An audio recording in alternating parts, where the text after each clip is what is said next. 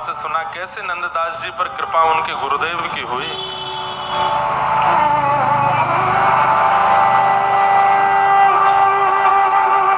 अब तो श्री नंददास जी की स्थिति ये हो गई कि गोकुल में बस बैठे ही रहते हैं और जैसे कपाट खुलते हैं श्री नवनीत प्रियालाल जी का मधुर दर्शन करते हैं।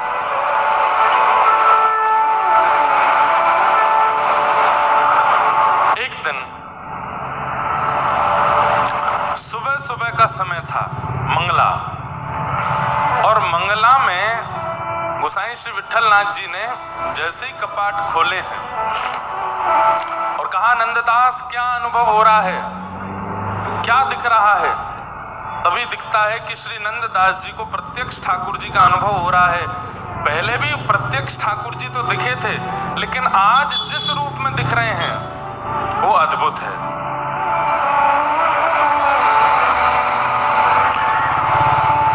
गोपाल लाल को मोद भरी जसमत होल रावत। गोपाल लाल को मोद भरी जसमति होल रावे। अब झांकी का दर्शन करो। हमारे नंददास जी ने दर्शन किया और पहले तो केवल गोपाल जी दिखे थे, लेकिन आज नंददास जी को यशोमती श्री यशोदा मैया भी दिख रही है और यशोदा मैया की गोद में लाला बैठे। अब यशोदा जी कैसे प्रेम कर रही है लाला को, ये नंददास जी को दिख रहा है। गोसाई श्री विठलनाथ जी उनके पद में सुन रहे हैं कि इनको दिख क्या रहा है। अब सुनो क्या कर रहे हैं। गोपाल लाल को मोद भरी यशोमति होल रावे। होल रावे मतलब ऐसी गोद में लेकर के यशोदा मैया हुलुलुलुलु, हाँ मेरो लाला, छोटो सो लाला, ऐसे कर रही हैं और ये नंददास जी को दिख रहा है। मुख चुंबती देखति सुंदर तन, मुख चुंबती देखत सुंदर तन, आनंद भर भर गावती, आनंद भर भर गावती। एक बात में यशोदा मैया क्या कर रहे हैं। मुख चुंबती देखत सुंदर तन, मुख चुंबती आनंद भर भर गावती, आनंद भर भर। कभी इस कंधे पर, कभी इस कंधे पर, कभी इस गोद में, कभी इस गोद में लाला को बदल बदल करके सुख दे रही है यशोदा मैया। और मंगला में सबको केवल नवनीत प्रियालाल दिख रहे हैं और श्री नंददास जी को यह दृश्य दिख रहा है। कबहू पलना मेल झुलावत, कबहू पलना कबहू स्तन पान करावती, कबहू स्तन पान करावती। कभी कभी यशोदा मैया पलना झुलाने लगती है। झूलते हुए पलना में ठाकुर जी उठ बैठते हैं और पलना के कोने में आकर के मैया के वक्ष का स्पर्श करते हैं, मानो मैया से कहते हैं मुझे दूध पिलाओ। तो नंददास जी देख रहे हैं, झूलते झूलते लाला को ऐसे उठा करके मैया अपना पयोधर पान कराती है और श्री ठाकुर जी प्रेम मुदित होकर के मैया का स्तन पान कर रहे हैं। नंददास प्रभु गिरिवर धर को, नंददास प्रभु गिरिवर धर, ओ नंददास प्रभु गिरिवर धर को। नंददास जी इस भाव को देख रहे हैं और श्री गोसाई विठलनाथ जी के नेत्र सजल हो रहे हैं। ये वही नंददास है, एक छत्राणी के पीछे बावला हो गया था और आज देखो ठाकुर जी की कैसी मधुर झांकी दिख रही है। बंधुओं, साधन से बहुत कुछ प्राप्त होता है। नियम से बहुत कुछ प्राप्त होता है, व्रत अनुष्ठान से बहुत कुछ प्राप्त होता है, लेकिन कई बार साधन ना भी किए जाएं, व्रत अनुष्ठान नियम ना भी किए जाएं, केवल गुरु आप पर रीझ जाए तो साधन का फल, अनुष्ठान का फल, नियम का फल, व्रत का फल सब गुरु की प्रसन्नता से प्राप्त हो जाता है। वो खुश हो जाए बस आपसे, आपको देख के मुस्कुरा जाए, रीझ जाए गुरु आप पर, सब दे देता है। कुछ नहीं था नंददास जी के पास, लेकिन केवल गोसाई श्री विठलनाथ जी खुश हो गए, इन पर रीझ गए। और अब देखो वो दिख रहा है जो सोचा भी नहीं था, जो विचार भी नहीं आया था।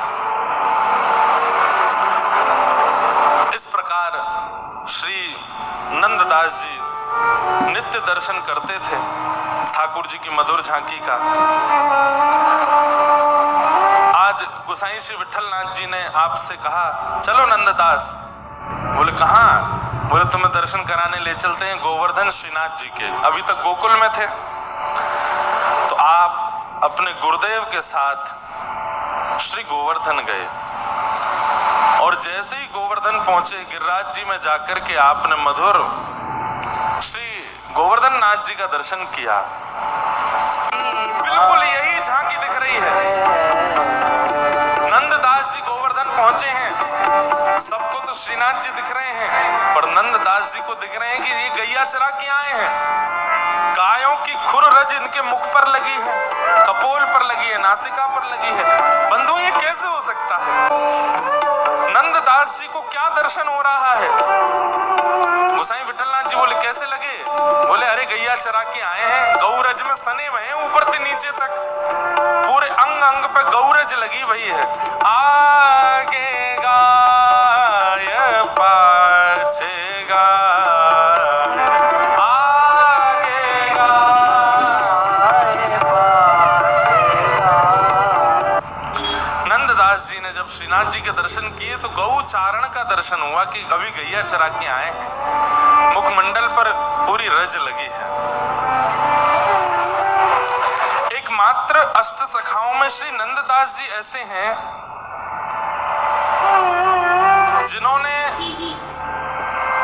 गोवर्धन और गोकुल दोनों में निवास किया। एक महीना आप गोकुल में रहते थे, वहां नवनीत प्रियालाल हैं, और एक महीना आप गोवर्धन में रहते थे। ये आठों सखा नाथ द्वार नहीं आए, जहां पे अभी श्रीनाथ जी विराज रहे हैं, आठों सखा ब्रज में ही रहे। इनके जावे के बाद श्रीनाथ जी उदयपुर के पास आए। तो नंददास जी के पद बड़े सुंदर। अकबर के दरबार में बड़े बड़े गवैया जाते और जाके कुछ ना कुछ गाते थे। एक नंददास जी की नित्य अमृतमयी वाणी सुनने वाली एक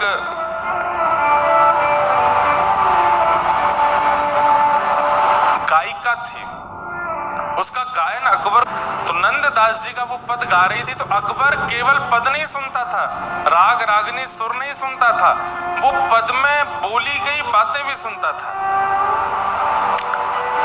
तो उस पद के अंत में आता है, रास में श्री राधे राधे मुरली में एही रट, नंददास गावे वहां निपट निकट।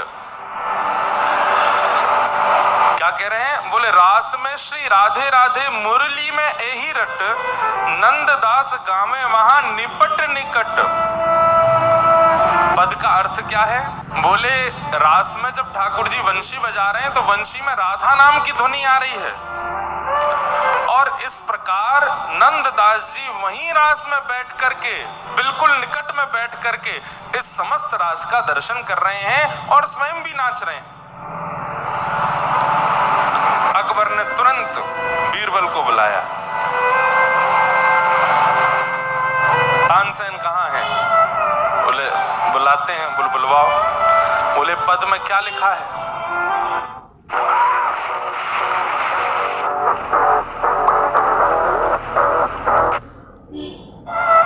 बोले बुलाते हैं, बुलवाओ।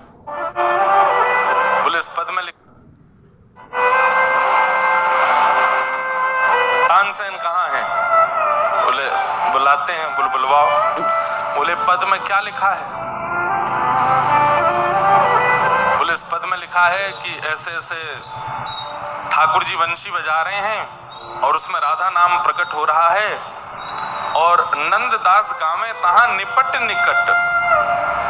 नंददास मां निकट में बैठ करके गा रहे हैं।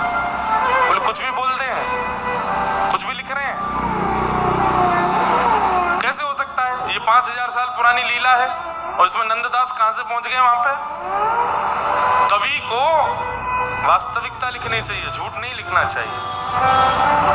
तो जो गायिका थी उसने कहा मेरे गुरुदेव नंददास रास देख रहे थे तभी उन्होंने गाया है, वो ऐसे नहीं बोलते। अकबर ने कहा अच्छा, इनको बंदी बनाओ और नंददास जी को दरबार में बुलवाओ। नंददास जी महाराज के पास जाकर के तानसेन बीरबल दोनों ने निवेदन किया कि अकबर ने आपको बुलाया है, थोड़े क्रोध में हैं आप, चलो। बोले क्यों क्रोध में है? बता दिया, ये वाला पद सुना दिया और इस पद में आपने ये कहा है, तो हंसने लगे। बोले वो रहस्य जानना चाहते हैं कि आपने ऐसा क्यों लिखा। आप तो अभी के हो और रास तो बहुत साल पहले हो गया था ठाकुर जी का, 5000 साल पहले द्वापर में हुआ था। आप वहां जब थे ही नहीं तो आपने ये क्यों लिखा कि आप निपट निकट निकट बैठे हो। नंददास जी बोले गोपनीय लीला है, सबको नहीं सुनानी चाहिए। बीरबल तानसेन बोले कि आप चलो अकबर के पास। बोले हम पे समय नहीं है, हमको कुछ चाहिए नहीं, हम जाएंगे भी नहीं। तब बीरबल ने कहा आप नहीं जाओगे तो वो आ जाएंगे यहाँ पर, अकबर है उनका नाम। तब अंत में नंददास जी बोले ठीक है हम चलते हैं। नंददास जी पहुंचे और जैसे ही वहां पहुंचे अकबर ने कहा आप क्या गाते हैं पद में, एक बार आपके मुख से सुनना है। तब नंददास जी गा रहे हैं देखो देखो री नागर नट निर्तत कालिंदी तट। देखो री नागर नट निर्तत कालिंदी तट। देखो री नागर नट। ये अंतिम पद है नंददास जी का, रास का पद है, अंतिम पद है नंददास जी का। सब लोग गाइएगा देखो देखो री नागर नट निर्तत कालिंदी तट। देखो री नागर नट। हाँ गोपिन के मध्य राज मुकुट लकट। हाँ गोपिन के मध्य राजे गो। हाँ गोपिन के मध्य राज मुकुट की लकट। हाँ गोपिन के ओ देखो देखो री नागर नट निर्तत कालिंदी तट। देखो री देखो देखो री नागर नट निर्तत कालिंदी तट।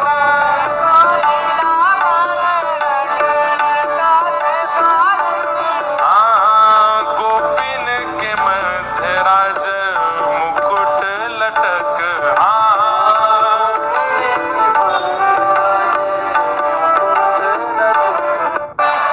नंददास जी ने ये पद गाया, राजा झूम तो गया, लेकिन मैं यही तो पूछना चाह रहा हूं आपने ये क्यों कहा नंददास गावे तहां निपट निकट।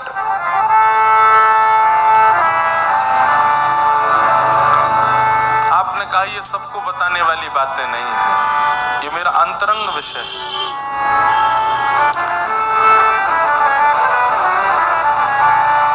दौड़ करके